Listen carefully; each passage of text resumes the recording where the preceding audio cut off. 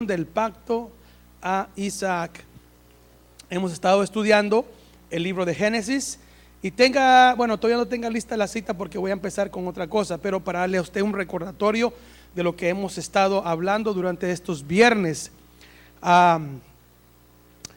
Hemos estado hablando acerca de la familia de Abraham, de la familia de Isaac, y quiero recordarles que la línea de la familia o la genealogía de Jesús tenía que venir por medio de Adán, de Set, de Noé, de Abraham, de Isaac, de Jacob, de Judá, etcétera. Esa era la línea que tenía que llevar los patriarcas para llevar, porque de ahí iba a venir ¿quién? El Mesías, ¿verdad? Entonces el Señor le dijo a Abraham: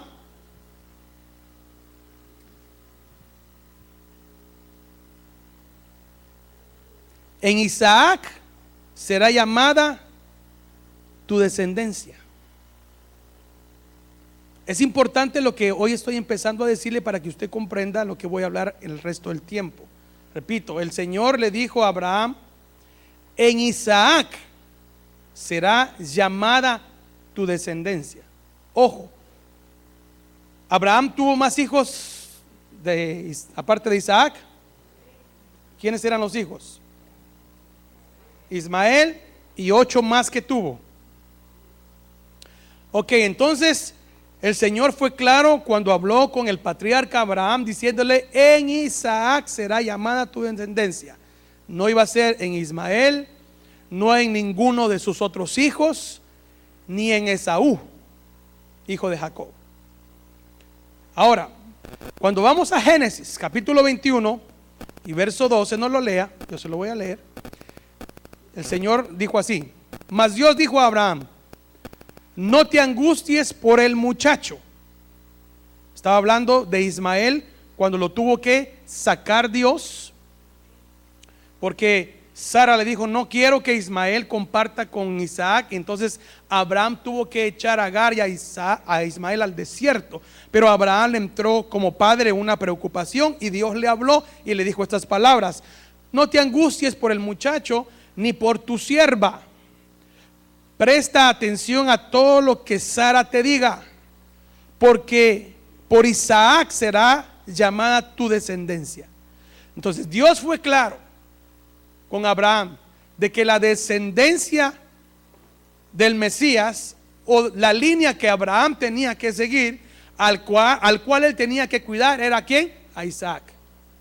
Porque de ahí venía la promesa. Porque Isaac fue un hijo de promesa. Recuérdese que Sara era estéril, y entonces Dios le prometió un hijo. Era la promesa. ¿Ok? Entonces no iba a venir por otro medio.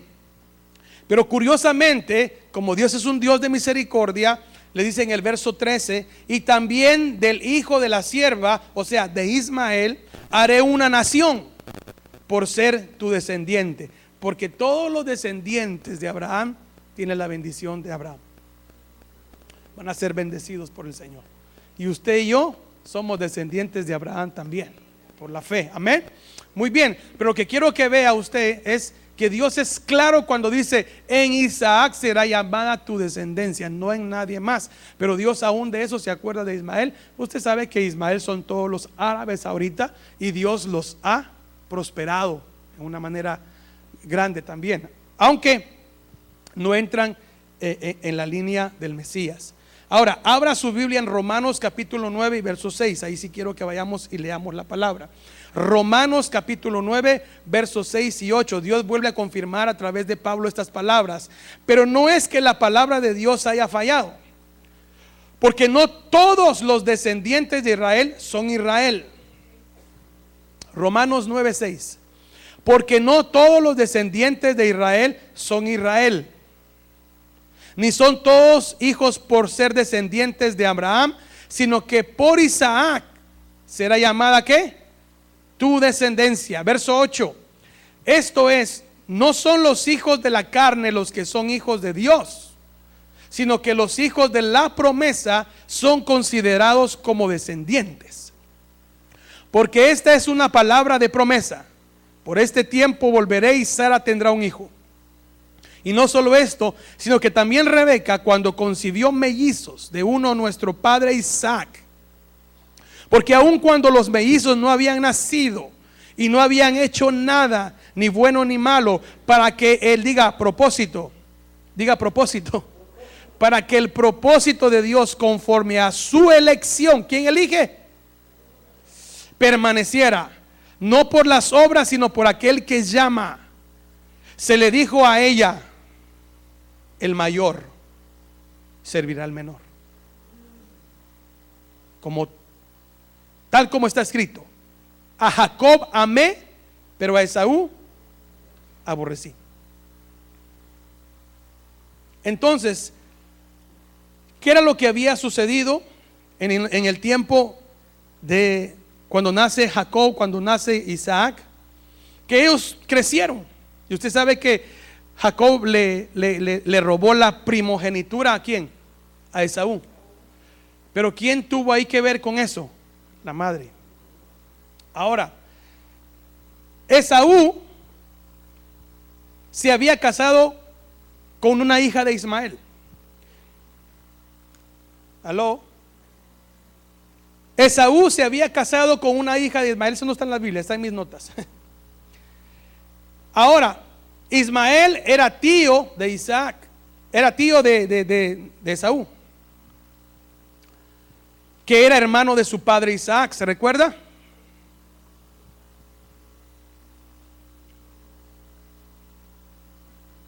¿Por qué fue que Esaú se casa con una hija de Ismael? O sea, se casó con su prima. Se casó para ganarse la estima de su padre,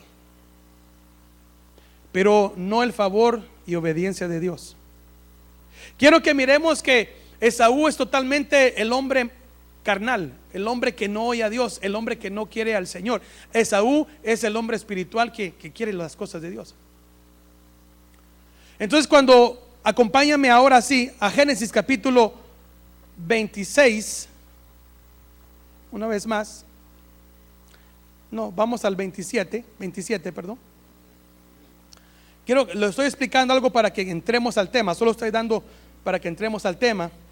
Recuérdese, Esaú se casa con su prima, que era hija de Ismael, e Ismael fue desechado, ¿se recuerda? Pero como en unas ocasiones ya había oído Ismael de que Rebeca estaba molesta con las dos hijas de él, con sus primeras dos esposas, que lo vamos a hablar adelante, dijo: entonces mejor me caso con un familiar de mi papá, y tal vez así mi papá me acepta, y tal vez así me quieren, y tal vez así no sé qué. Y se casó con una hija de Ismael. Entonces recordemos también que Jacob sale de su casa huyendo. ¿Sabe por qué salió huyendo Jacob de la casa? Porque su hermano Esaú lo quería matar. ¿Y por qué lo quería matar? Porque había engañado al papá, quitándole la primogenitura. Y no solamente eso, sino que también le quitó la bendición de padre. Entonces Esaú tenía un coraje y dijo: nomás se muere mi padre y yo mato a Jacob. Muy bien. Entonces, por esas palabras que Esaú pronunció, Rebeca le dice a Isaac, su esposo, que envíe a su hijo Jacob a la casa de su hermano Labán para que consiga esposa y la línea de Jesús no se tuerza, no se pierda. Porque ellos no querían entonces que ahora Jacob se casara con otra hija de Ismael o con otros. Entonces comienzan a guardar la línea. Pero como Esaú era, como dijo el hermano, rebelde, él no quería, a él no le interesaba la línea. Él quería hacer lo que él quería hacer. Génesis 27:46 dice: y Rebeca dijo a Isaac: estoy cansada. Yo espero que ninguna suegra esté así. Estoy cansada de vivir a causa de las hijas de Et. Si Jacob, dijo ella, toma mujer de las hijas de Et, como estas, de las hijas de esta tierra, ¿para qué me servirá la vida? ¿Por qué era que ella decía esto? ¿Quién era Et?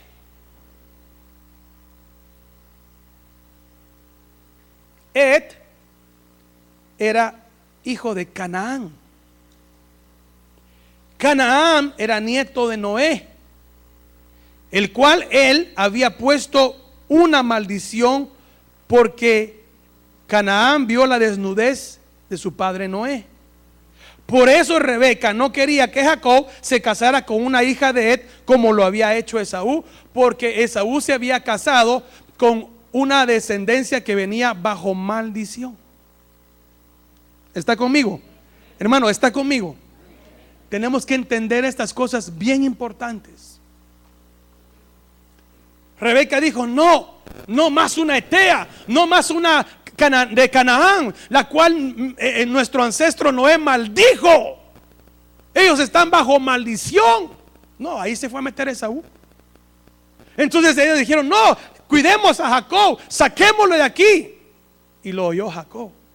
Y cuando oyó Jacob: mis padres están molestos porque estoy casado con una Etea. Pues entonces, para que se alegren conmigo, me voy a casar con una ismaelita. Que es la misma historia, ¿va? Pero como era descendiente de su padre, él dijo: mi papá va a estar de mi lado. Porque recuérdese que Isaac quería mucho a Esaú, y Rebeca amaba mucho ¿a quién? En ese hogar había una división tremenda, y de ahí comienzan los problemas. Cuando nuestros hogares están divididos, no esperen mucho de bueno que vaya a suceder. Escúcheme esto. Estoy contándote esta historia para entrar en el tema. Ahora, Génesis capítulo 28 y verso 1. Todo esto aconteció. Entendimos entonces quién era Et. Era un cananita, venía bajo maldición. Esaú se casa con esa generación. Génesis 28:1, amén.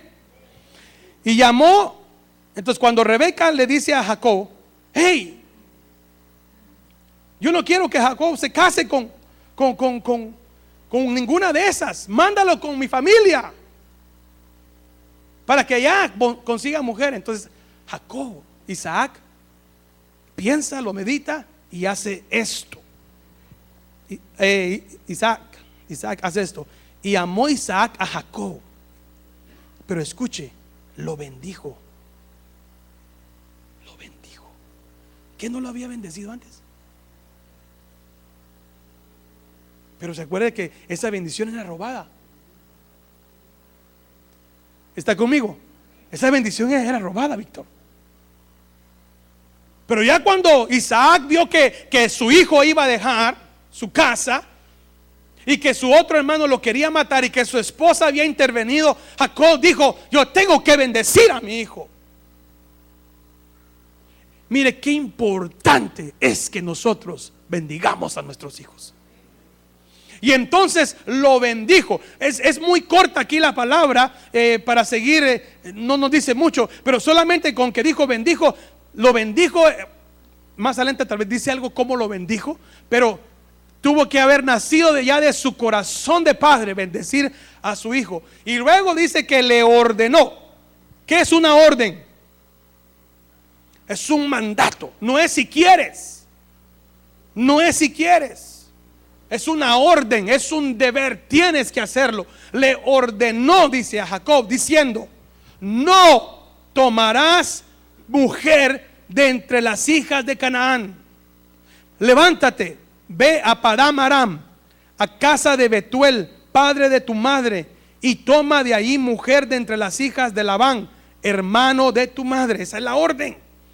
Y el Dios Todopoderoso, aquí va la bendición, te bendiga, te haga fecundo y te multiplique para que llegues a ser multitud de pueblos, y te dé también la bendición de Abraham.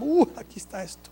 A ti, a tu descendencia contigo, para que tomes posesión de la tierra de tus peregrinaciones, la que Dios dio a Abraham. Entonces Isaac despidió a Jacob, y este fue a Padán Aram, a casa de Labán, hijo de Betuel arameo, hermano de Rebeca, madre de Jacob y Esaú. Y vio Esaú Escuche esto, mire, cuando Esaú escuchó. Y vio a Esaú que Isaac había bendecido a Jacob y lo había enviado a Padán Aram para tomar allí mujer para sí, y que cuando lo bendijo le dio órdenes diciendo: no tomarás para ti mujer entre las hijas de Canaán. ¿Y qué había hecho Esaú? Había tomado hijas de Canaán, de Et. Mira, ahí estaba Esaú escuchando. Y que Jacob había obedecido. Ahí voy, en el 7 voy, va. Que Jacob había obedecido a su padre y a su madre, y se había ido a Padán Aram. Vio pues Esaú que las hijas de Canaán no eran del agrado de su padre Isaac. Y Esaú fue a Ismael, no a Ismael de aquí, no a otra, al Ismael allá. Y tomó por mujer, además de las mujeres que ya tenía, que se llamaban Malaat, hija de Ismael, hijo de Abraham, hermana de Nebaiot. Entonces Esaú dijo: me voy a casar con mi prima, con una descendiente de mi padre. Mi padre se va a poner alegre, pensó él. Pero no fue así. Ahora, miremos acerca de las influencias. ¿Cuánto usted influye en sus hijos, hermano? Porque las malas influencias de los padres sobre los hijos van a afectar. Sean buenas o sean malas, van a afectar, se van a reflejar. Entonces, la mala influencia o el consejo no bueno que Rebeca puso sobre Jacob para engañar a Isaac no fue bueno.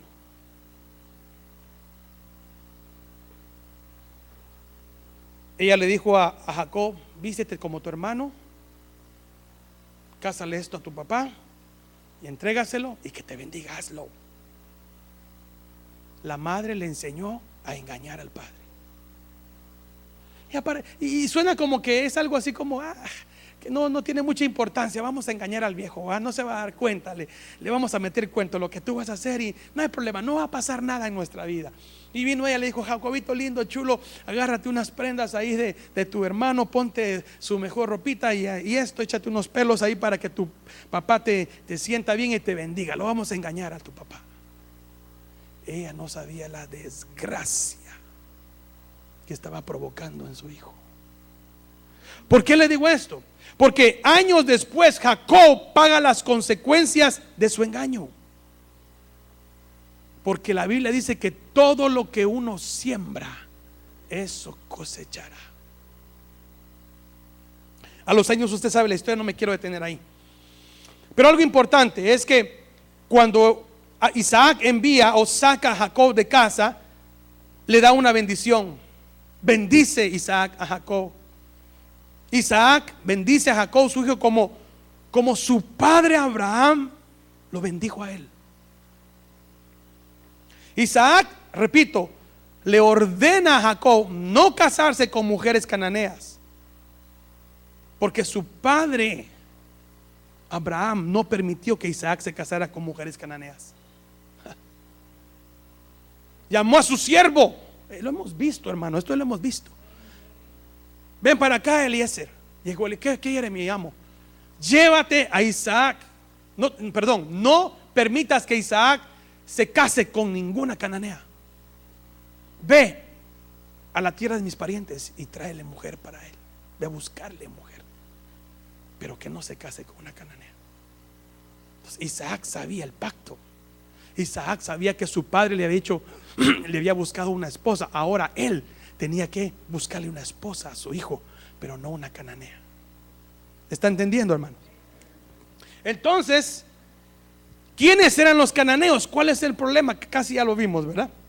Los cananeos eran una mezcla de razas formada por docenas de grupos y clanes que se incorporaban a su sociedad por medio de tratados y matrimonios. O sea que lo hacían ellos por conveniencia, ¿verdad? Esta tribu, esta raza, esta nación, tiene una hija rica o y se va a casar con para que materialmente estemos bien. Y hacían mezclas, pero se les olvidaba el pacto, los pactos que había. Israel, Dios le dijo: tú no te vas a mezclar con otras razas, porque había un pacto, había una línea que ellos tenían que mantener. Pero los cananeos no les importaba, se casaban por acá, por allá, hicieron un montón de mezclas. Ahora, como ya dijimos, los cananeos vienen de la descendencia ¿de quién? De Cam, uno de los hijos de Noé, el cual vio la desnudez de su padre. Entonces ahora, la maldición y bendición que Noé le da a sus hijos. ¿Sabía usted que Noé le dio una maldición a Canaán? ¿Verdad que sí? Hijo de Cam, y le dijo: maldito sea Canaán. Hubo una pronunciación de una maldición cuando él se entera de que Cam, su hijo, ve la desnudez. Pero no maldijo a Cam, maldijo a Canaán, su nieto. Y dijo: maldito sea Canaán. ¿Y sabe qué dijo? Mire cómo lo puso: siervo de siervos será para sus hermanos. Y también bendijo a sus otros dos hijos, Sem y Jafet. Wow. Mire cómo un padre o una madre pueden estorbar la vida de un niño. Estaba molesto Noé y maldijo a Canaán y lo ató, lo puso siervo de siervos. Probablemente hasta el día de hoy son siervos de siervos. Usted sabe que Proverbios 18:21 dice: la muerte y la vida están en el poder de la lengua, y los que la aman comen de su fruto. Por eso es importante, padres, que nosotros demos la bendición a nuestros hijos, pero una bendición que los haga a ellos incorporarse al pacto con Dios. Por ejemplo, fíjese usted que los sacerdotes en el Antiguo Testamento bendecían al pueblo de Dios. Los sacerdotes representaban al pueblo.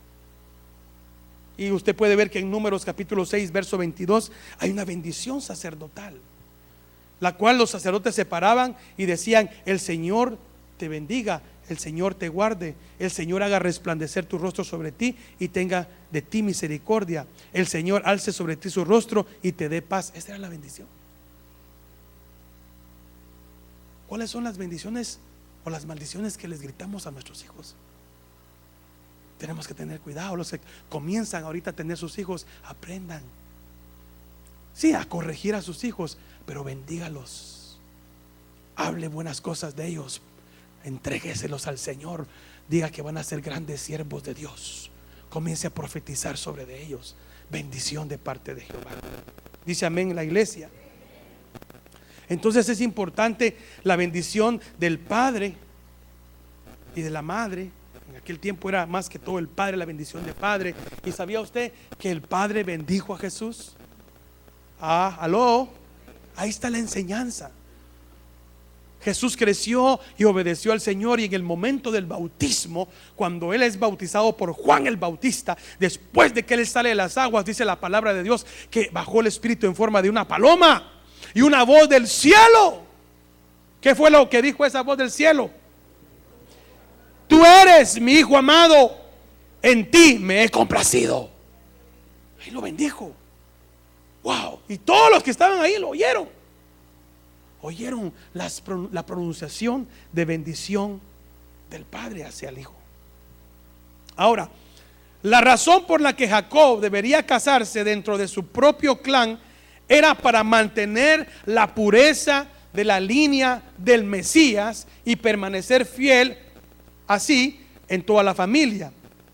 Pero el casarse con cananeos indudablemente destruiría la pureza, la línea, pero lo que era más importante, destruiría la fe de los israelitas.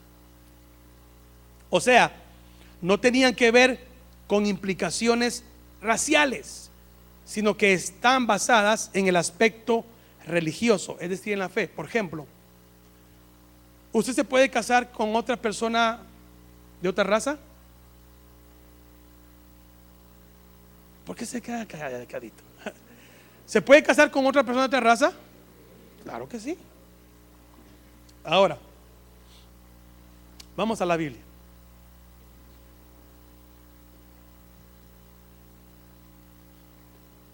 Fíjese usted que cada vez que los israelitas, en la Biblia lo podemos ver, se unían a mujeres de otros pueblos, o sea, se casaban con mujeres de otros pueblos, con creencias paganas, aquellas mujeres influenciaban las familias y a través de ellas a la comunidad, y como resultado de esta unidad, Israel se desviaba del propósito y de la misión a la que había sido llamado. Al igual que en nuestros tiempos, cuando alguien se une en yugo desigual, van a ser separados de su fe y del propósito que Dios tiene para sus vidas. Y lo podemos ver en Sansón, en Salomón, y en el otro que puse aquí fue en Acab.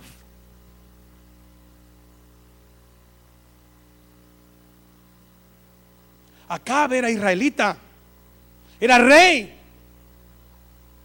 pero su esposa Jezabel no era israelita, y lo sacó de los caminos del Señor. Mató a los profetas.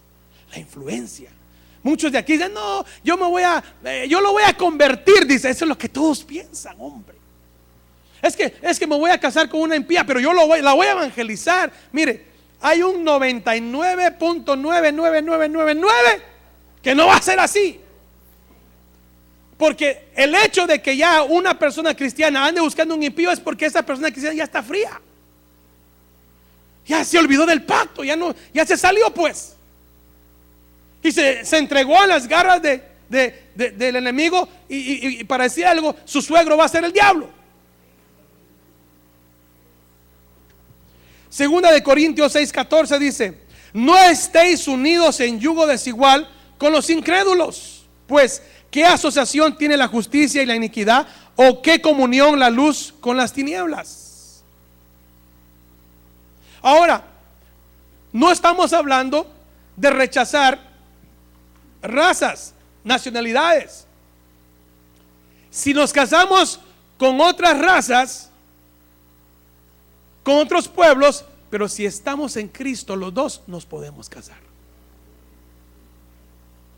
Si no, aquí mexicano y guatemalteco ahorita se me descasan rápido, o colombiano así, otro. No. Si digamos un chino es cristiano y usted es cristiana, usted se puede casar con él porque son lavados con la sangre de Cristo. Aguas de chino. ¿Verdad? ¿Me está entendiendo? En Cristo nos podemos casar con cualquier raza, media vez sea creyente. Pero no nos podemos casar con alguien que no cree en nuestra fe, aún sea de nuestro propio país y de nuestra propia cuadra, de la esquina o del pueblo. Porque entonces ahí ya se está casando con alguien que no cree en el Señor, y le aseguro 99.9999 que usted se va a apartar de Dios. Por eso Dios es estricto en eso. Jóvenes, hermanas y hermanos que andan ahí solteros, por favor, no se me emocionen cuando miren un impío, porque se va a apartar usted del Señor. Repito, cada vez que el pueblo de Israel se casaban ellos con otras naciones, olvidaban a Dios, y ahí venía Dios a tratarlos otra vez. Amén. Entonces, por eso era que Abraham, Isaac estaban fuertemente pidiéndole a Jacob: vete, no vayas a casarte con una que no es cristiana, vas a romper la línea, el pacto no es conveniente, mantén el pacto. Entonces el pacto de Dios dado a Abraham es confirmado ahora para Jacob. Génesis 28:12. Fíjese que aquí Jacob tuvo una experiencia personal que Dios le permite tener. Génesis 28:12, ¿la tenemos todos? Porque Jacob obedeció a su padre, y al obedecer a su padre, cuando Isaac le ordenó: vete a la casa de tu tío, o sea, del hermano de tu madre, y se casó con una prima también, porque era verdad. Le dijo: vete. Entonces Jacob, ¿qué hizo? Obedeció a la orden de sus padres, y eso le trajo bendición.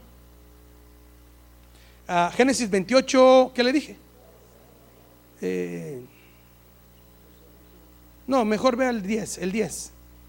Y salió Jacob de Beerseba. ¿Y a dónde fue?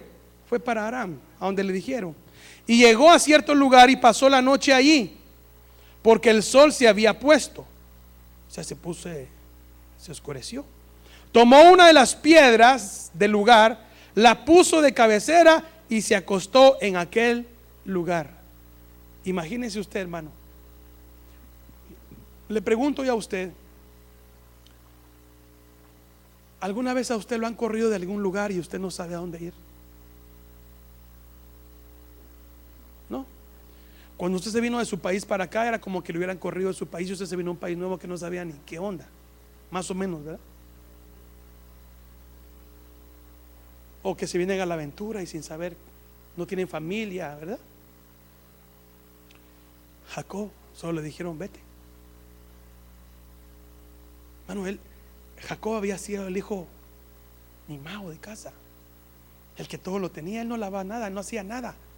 Era como muchos de ustedes que crecieron, que toda la mamá, con mamitis, todo su mamita. Tal vez no todos, ¿verdad? Pero hay hijos de casa. Ahora le dicen: te tienes que ir. Y salió. Y la Biblia no dice con quién iba, cuánto tiempo se llevó. Solo leemos que de repente llegó a cierto lugar y le agarró la noche y dijo: oh, ¿y ahora quién podrá defenderme? ¿Va? ¿Y qué hago aquí? Pues dijo: aquí me voy a tener que quedar a dormir aquí. Agarró una piedra y se durmió. Pero ¿cómo iba el corazón de este hombre? Quebrantado. Él no iba sano. Él iba diciendo: por Esaú me echaron de la casa. Tenía todas mis comodidades y ahora aquí durmiendo en este desierto, y ni una almohada tengo, una piedra va a ser mi almohada. Y Jacob no mucho conocía a Dios, no era muy entregado, porque si hubiera sido un poquito más entregado a Dios, le dice a su mamá: mami, no hagamos eso, a Dios no le gusta que engañemos a papi. Pero no había aprendido, estaba muy alejado, ni conocía mucho los pactos. Pero como él venía bajo una promesa de Dios, entonces Dios tiene que hacer algo con él, y le prepara todo el ambiente y lo duerme, así como durmió a Adán para sacarle a Eva. Si usted quiere sacarle algo a su esposo, duérmalo, hermana. Ahora dice que se acostó en aquel lugar. Muy bien. Pero ahora viene algo importante, porque el pacto que le fue dicho a Abraham, de que él iba a ser bendición y por medio de él sus generaciones, se lo confirman ahora a Jacob. Se lo habían dicho a Isaac. Amén. Está conmigo, hermano, no se me duerma, está muy interesante. Dios le había dado la promesa a Abraham y le había confirmado: tú vas a ser grande, Abraham, mira las estrellas de la arena. Y a Isaac lo mismo le dijo Dios: también tú tendrás. Y ahora le toca a Jacob. Pero Isaac nunca se lo había dicho a Jacob. Y cuando lo bendijo, dijo: seas grande. Pero ahora Dios le va a confirmar la promesa de Abraham a Jacob. Génesis 28:10. No, Génesis 28:12. Porque ahora vamos a hablar de experiencias. Y dice que y tuvo un sueño. Y aquí había una escalera apoyada en la tierra, cuyo extremo superior alcanzaba hasta el cielo. Y aquí los ángeles de Dios, ¿qué hacían? Subían y bajaban, corrían como yo a traer un poco de agua y regresaban a su lugar otra vez, porque los sugieres están durmiendo. Ok, no, están atentos los sugieres. Esa escalera dice que habían ángeles de Dios que subían y bajaban por ella, imagínense. Y aquí el Señor estaba sobre ella. ¿Dónde estaba el Señor? Sobre ella. Y dijo: yo soy el Señor, el Dios de tu padre Abraham y el Dios de Isaac. La tierra en la que estás acostado te la daré a ti y a tu descendencia. También tu descendencia será como el polvo de la tierra.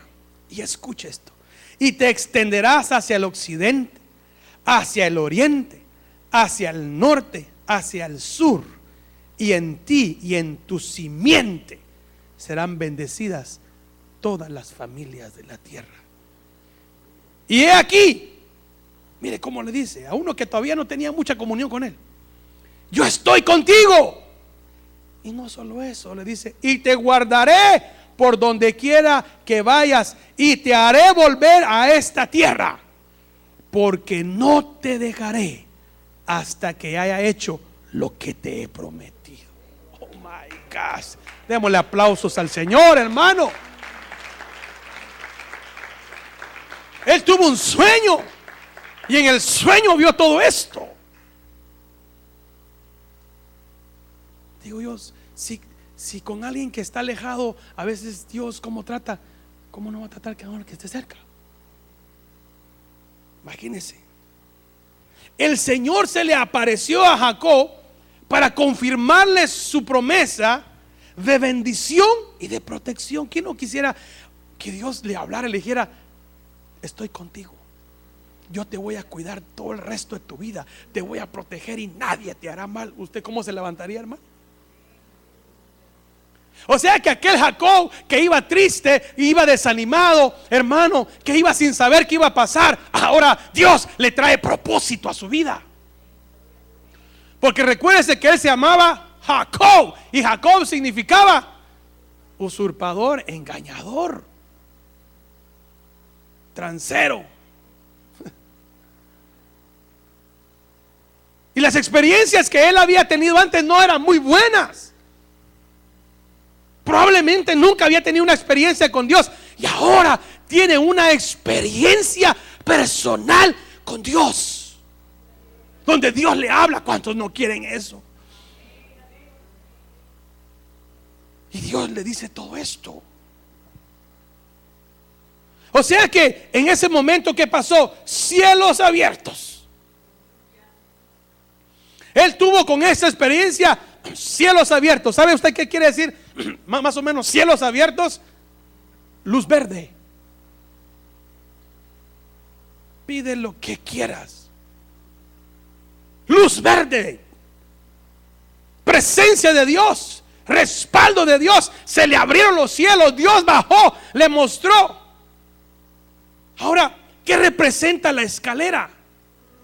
Hermanos, no era una escalera como la que nosotros tenemos para subirnos, ¿verdad? A cambiar un foco o a pintar. Porque nos imaginamos esa escalera, ¿va? No. Yo imagino que eran unas escaleras, ¿verdad? Como cuando sube al trono, unas gradas grandes, no eléctricas. Esta hermana ya me sacó de onda, hermana. Estamos en el siglo, ellos estaban, imagínense, y estamos en el siglo XXI, y hasta estaban iluminadas, me va a decir, tenía foco. Pero tal vez sí, por el brillo de Dios, ¿verdad? Porque Dios estaba arriba. No, yo imagino como un trono, y que eran unas gradas grandes, ¿verdad? Como hasta en forma de ¿cómo le llaman a eso? Algo así, otra, pero eran grandes. No una escalera esas que, no. Y allá arriba, sentado, estaba el jefe. Y los ángeles subían y los ángeles bajaban. Y él estaba viendo todo eso.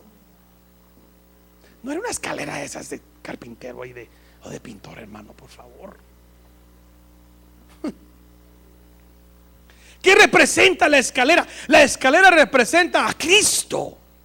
¿Por qué? Porque Él es el único mediador. Él es el único medio para llegar ¿a dónde? Al Padre. Mire, desde ahí el Señor le estaba hablando a Jacob. La única manera, Jacob, de cómo tú te puedes acercar a mí es a través de Jesús, de un medio. Porque Jacob no podía subir. Los ángeles sí. ¿Sabía usted? Y lo ha leído en la Biblia, que los ángeles eran los mensajeros. Eran los que estaban en el cielo y bajaban, traían palabra a los profetas y volvían a subir. Los profetas hacían oraciones, Dios escuchaba, los ángeles bajaban la contestación y volvían a subir. Es una forma como quien dice: estás viviendo en la presencia de Dios. Estás aprobado por Dios. Tienes acceso a la presencia. Ay, hermano, yo quiero ese acceso a la gloria de Dios. Eso era lo que estaba viviendo en ese momento Jacob. Jesús mismo afirma en Juan capítulo 14 y verso 6: yo soy el camino y la verdad y la vida. Nadie viene al Padre sino por mí. Eso fue lo que estaba diciendo. Porque ante la imposibilidad de subir por nuestros propios esfuerzos para llegar a la misma presencia de Dios, Jesucristo es quien y a quien debemos de confiar, porque Él representa esa escalera. Bajó. Imagínense. ¿Sabe qué le dijo Dios a Jacob? Jacob, yo voy a estar contigo. ¿Qué quiere decir eso? Voy a estar contigo. Y le mostró una escalera. Mira, en este lugar, y donde quiera que tú vayas, vas a tener acceso a mí. Oh, qué tremendo, hermano. Hermano, donde quiera que usted vaya, ahí va el Señor con usted.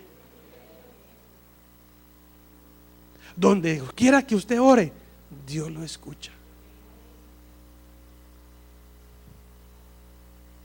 Pero la escalera también representa la manifestación de Dios, del Dios del cielo, a la humanidad y especialmente a su iglesia. Porque Dios, Jesús, dejó toda su gloria y bajó a esta tierra. ¿Aló? ¿Me está escuchando? El Dios del cielo, nadie podía subir, nadie lo podía ver. Entonces dijo el Padre: entonces yo me lo voy a mostrar. No te miramos, Señor, ¿quién eres? Todos los israelitas, cuando oían la voz en el monte, temblaban, corrían y se escondían y le decían a Moisés: no queremos que nos hable, es muy fuerte, como su voz es truenos. Tenía miedo, nadie podía estar. El Padre dijo: pues voy a mandar al Hijo, voy a ir yo mismo para que me conozcan. Y bajó el Hijo a la tierra, la escalera, y muere y hace ese puente, que es la escalera, para que usted pueda llegar a través de Jesús al Padre. Gloria a Dios. Qué lindo. Abra su Biblia en San Juan capítulo 1 verso 51, porque eso es interesante, lo que Dios le dijo a Natanael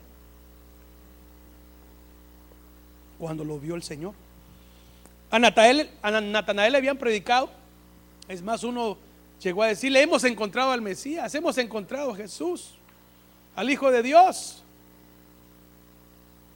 ¿Y cuál fue la respuesta de Natanael? ¿Alguien sabe cuál fue la respuesta? ¿De dónde? De Nazaret. Mire cómo que la incredulidad, el desprecio que Natanael hizo a Jesús en ese momento, porque no lo conocía. Y podrá salir algo bueno de Nazaret, pues, dijo. ¿Ah? Desdén. desprecio. Pueda salir algo bueno de Nazaret. Porque Natanael era un hombre muy culto, muy conocedor, muy preparado y sobre todo un gran testimonio que tenía ese hombre, hermano. Entonces viene el Señor en el verso 51 del capítulo 1 de Juan. Lo tenemos, San Juan 1:51. El Señor le contesta a Natanael, le dice: en verdad os digo que veréis el cielo abierto y a los ángeles de Dios subiendo y bajando sobre el Hijo del Hombre.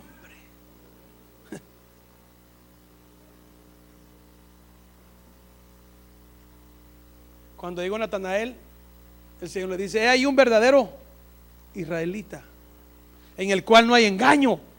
Y se puso Natanael rojo y dijo: ¿y de dónde me conoces? Y Jesús le dijo: Natanael, de que estabas debajo de la higuera te vi, ya te había visto. Y Natanael le dice: tú eres el Hijo de Dios. ¿Y porque te dije eso, creíste? Le dijo. Entonces fue cuando le dice: te digo que en verdad ustedes van a ver ángeles bajar y subir conmigo.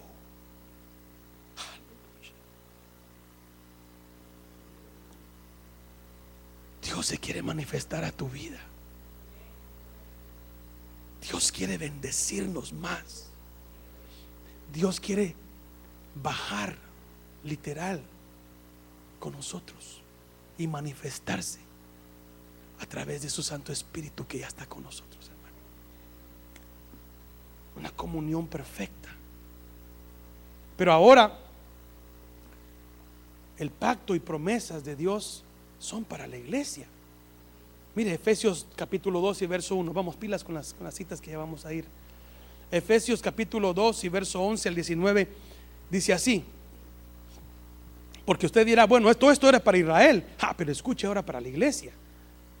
Dice Pablo a los Efesios 2:11: recordad pues que en otro tiempo vosotros los gentiles en la carne, llamados incircuncisión por la tal llamada incircuncisión hecha por manos en la carne, recordad que en ese tiempo estabais separados de Cristo, excluidos de la ciudadanía de Israel, extraños a los pactos de la promesa, sin tener esperanza y sin Dios en el mundo. Entonces, ¿cómo estábamos, hermano? Imagine, sin Cristo, sin las promesas, sin esperanza, sin pactos. ¿Qué estábamos? Muertos, no teníamos nada. Éramos gusanos, no importábamos. Esto éramos, dice, en el mundo. Verso 13. Diga: pero ahora en Cristo Jesús, vosotros que en otro tiempo estabais lejos, habéis sido acercados por la sangre de Cristo. Porque Él mismo es nuestra paz, quien de ambos pueblos hizo uno, derribando la pared intermedia de la separación, aboliendo en su carne la enemistad, la ley de los mandamientos expresados en ordenanzas, para crear en sí mismo de los dos un nuevo hombre, estableciendo así la paz. Y para reconciliar con Dios a los dos en un cuerpo por medio de la cruz, habiendo dado muerte en ella a la enemistad, y vino y anunció paz a vosotros que estabais lejos y paz a los que estaban cerca. Porque por medio de Él, los unos y los otros tenemos nuestra entrada al Padre en un mismo espíritu. Así pues, ya no sois extranjeros ni advenedizos, sino que sois conciudadanos de los santos y sois de la familia de Dios. Démosle ese aplauso fuerte al Señor.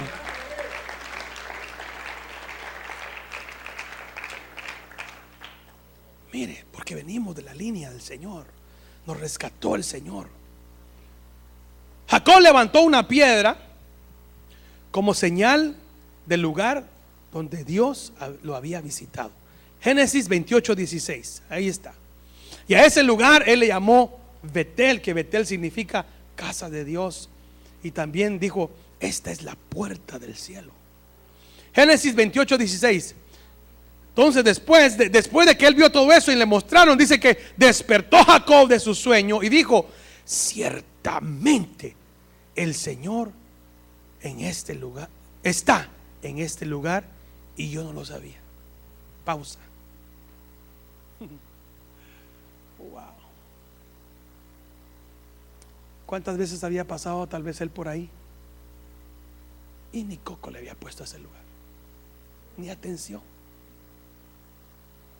¿Cuántas veces has venido a la iglesia, al templo, a las reuniones y no te has dado cuenta que el Señor está aquí, que la respuesta para tu vida está aquí? Y cuando él se despierta, dijo, de verdad, dijo, wow, el Señor está en este lugar. ¿Y qué dijo? Y yo no lo sabía. Y yo no lo sabía. Porque él no tenía comunión con el Señor. Pero mire lo que hizo. Y tuvo miedo. Y dijo: cuán imponente es este lugar.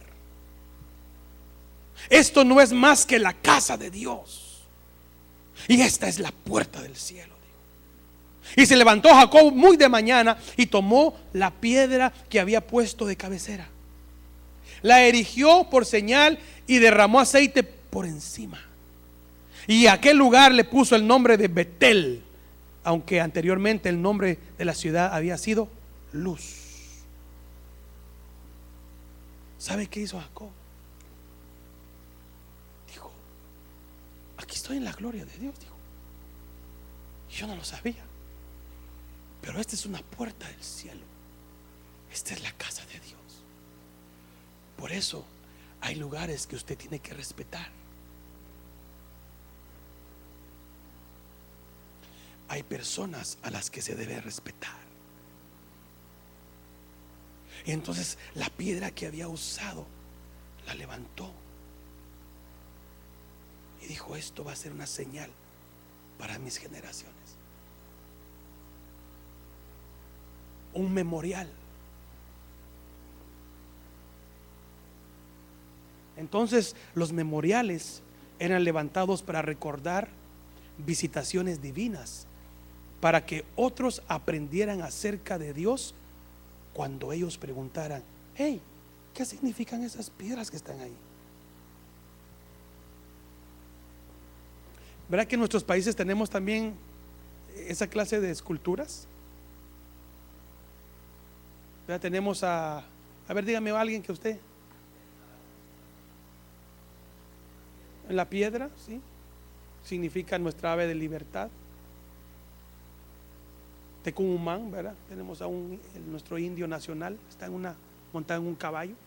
Entonces, ¿y ese quién es? Dicen los niños. Pues ese fue uno de los mayas que luchó, dicen, con Pedro de Alvarado, y la historia. O sea, entonces uno le cuenta a los muchachos: a ver, ustedes de México, de otro lado, ¿cuál es? Cuauhtémoc, también está ahí. ¡Gol! ¿Y eso qué es? Es cuando Cuauhtémoc metía goles. Eso no se va a decir. ¿Qué otro, hermanos? El ángel. Las próximas generaciones: papi, ¿y ese ángel qué significa? Usted tiene que explicarle. Es un memorial. Alguien lo levantó. ¿Sí? ¿Me explico? Aquí tenemos en Nueva York, ¿qué? La Estatua de la Libertad. Los niños cuando: ¿y esa estatua? Está. Así dicen los niños: ¿y esa estatua? Estatua, me salió como niño, a ver. Papi, ¿y esa estatua ahí de esa gran mujer hay qué? Pues fíjate que los franceses vinieron y la donaron para Estados Unidos, la libertad. Y uno les explica por qué. Jacob vino y levantó esa piedra y dijo: porque más adelante mis generaciones van a preguntar: ¿y esa piedra qué es? Esa piedra, ahí puso su cabeza Jacob, y tuvo un sueño donde Dios se le manifestó y le dijo que iba a tener entrada a su gloria, iba a haber ángeles. Esa es la casa de Dios, Betel. Y más adelante, los que han leído la Biblia se van a dar cuenta que fue un lugar de adoración. Un lugar de adoración para Israel. Espérame, hermana, espérame, tranquila, no se me emocione.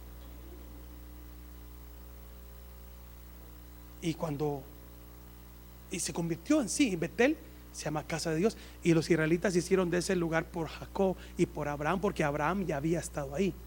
Entonces viene, levanta el memorial y todas las personas decían: aquí está la casa de Dios, tenemos el cielo abierto. Y por eso Betel fue muy significativo para Israel, y hacían cultos de adoración al Señor, levantaban altares en Betel y visitaban ahí Betel. ¿Ve qué importante? Mire, hermano, este edificio, ¿cuántos años tendrá este edificio?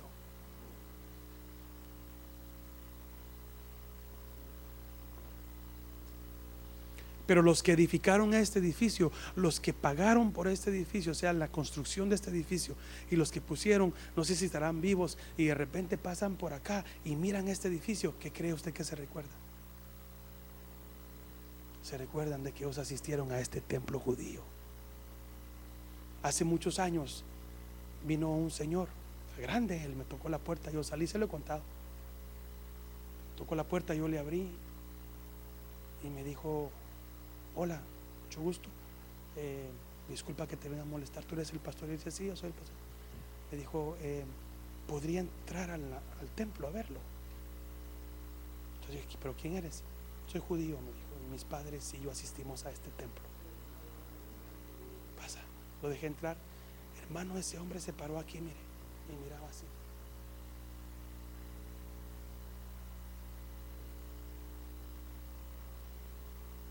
Y en su mente comenzó a recordar su niñez cuando él asistió aquí.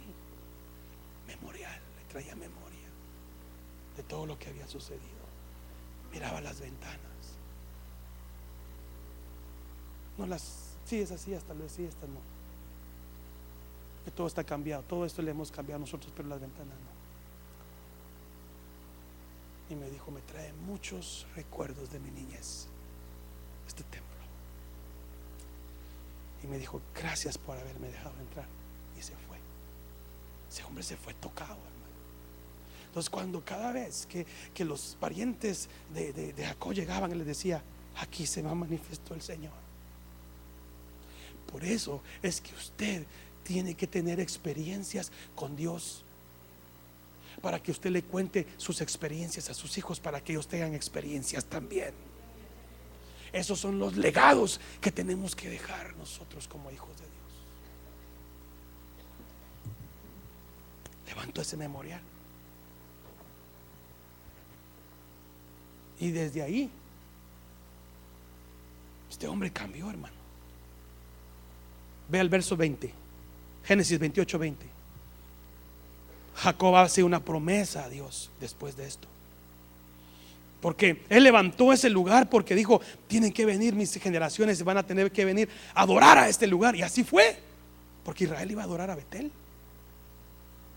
Génesis 28, 20, lo tenemos. Entonces hizo Jacob un voto. ¿Un voto qué es? Una promesa, un juramento, pacto, no sé, diciendo: si Dios está conmigo y me guarda en este camino en que voy, y me da alimento para comer y ropa para vestir, y vuelvo sano y salvo a casa de mi padre, entonces el Señor será. Entonces, ¿no era su Dios? No, no lo había sido. Había sido el Dios de su padre Abraham, había sido el Dios de su abuelo Abraham, el Dios de su padre Isaac, pero no había sido su Dios. Eso es como muchos cristianos, hermano, muchos jóvenes, que porque sus padres, sus abuelos fueron pastores o esto, Eso no quiere decir que usted sea cristiano hasta que usted le entregue su vida a Cristo. Porque nuestros hijos tienen que entregarle su vida a Cristo. No porque crecieron en la iglesia, hermano, ya son salvos. Eso no es así. No es así. Verso 22 dice: y esta piedra he puesto por señal, será casa de Dios, y todo lo que me des te dará el diezmo. Me llama la atención. Jacob le puso una condición a Dios: si el Señor lo cuidaba y le permitía regresar con su familia, si le daba casa para vivir, si le daba sanidad, si le daba ropa para vestir y alimento, entonces Jehová va a ser mi Dios. ¿Cómo no? Como dice mi mamá, no, ¿cómo no, chon? ¡Ja! Qué tremendo.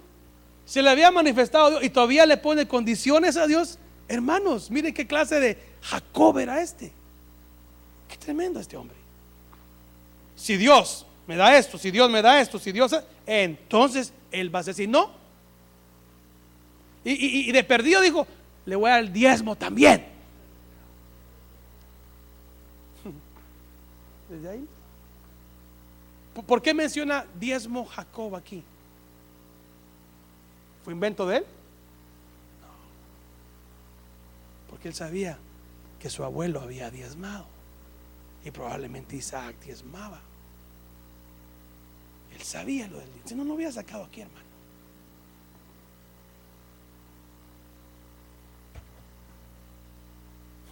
Qué tremendo. Las condiciones: se reconoce que Jehová es su Dios. Si tú me das todo esto, te reconozco como Dios. ¿Y sabes qué más, Señor? Voy a construir un templo de adoración en este lugar. Y por último, Señor, te voy a dar el 10% de todo lo que yo gano.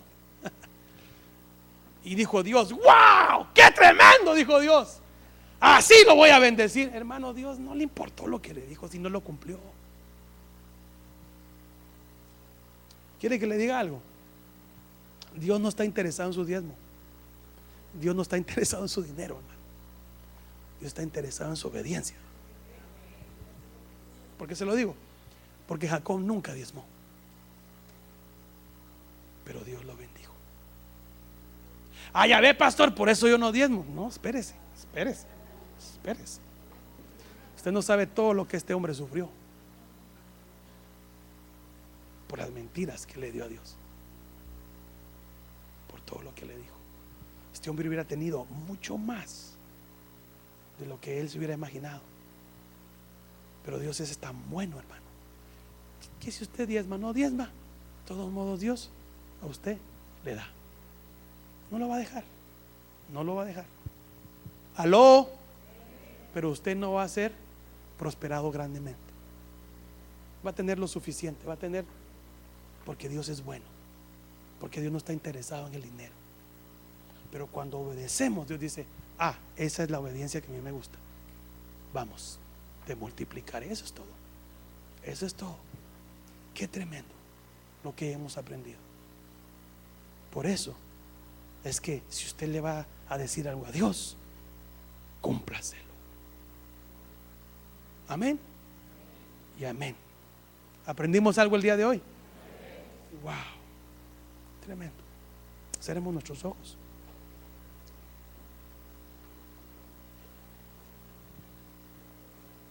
Démosle gracias a Dios. Sea fiel a Dios.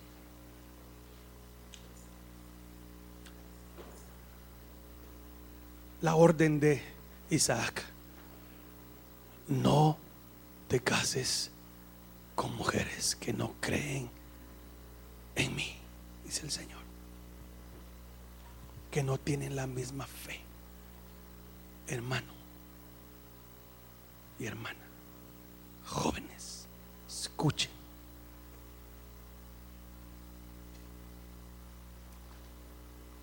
Cásese con un creyente. tendrán muchos problemas y hasta te puedes separar de los caminos de Dios.